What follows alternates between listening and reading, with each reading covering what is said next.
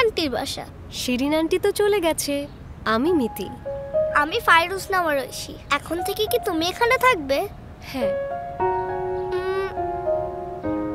আমাকে কি একটু পানি খেতে দেওয়া যাবে? হ্যাঁ হ্যাঁ, আসো আসো। Thank you. একটা বিস্কুটও খাও, নাও। আম্মু বলেছে অপরিচিত কেউ কিছু খেতে দিলে সেটা না খেতে। কথা না বললে পরিচয় কিভাবে হবে? আচ্ছা, তুমি এখন ঘর মুছছিলে কেন? একটু পরে এখানে নামাজ পড়বো তো, সেই জন্য। কেন, তুমি কখনো মসজিদে যাও না? সব মসজিদে তো বড় মেয়েদের নামাজ পড়ার জায়গা থাকে না, কিন্তু আমাদের আগের বাসায় রোজার মাসে আমরা সবাই মিলে ছাদে তারাবির নামাজ পড়তাম একসাথে। কিন্তু এখন তো নতুন জায়গা, নতুন বাসা। আচ্ছা, আমি এখন যাই।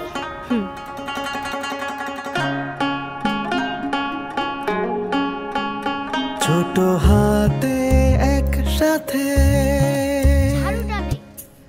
মোনাজাতের ঘর, শুদ্ধতা চারপাশে, শুদ্ধ অন্তর। ঐশী, আসো আমাদের সাথে। কোথায়? আসো।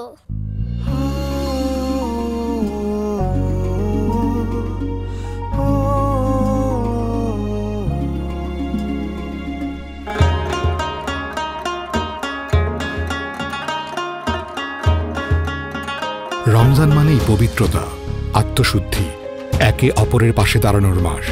আপনার ঘরের পরিচ্ছন্নতা নিশ্চিতের পাশাপাশি প্রতি রমজানের মতো এবারও দেশব্যাপী মসজিদগুলোতে পরিচ্ছন্নতার দায়িত্ব নিয়েছে লাইজল বাংলাদেশ।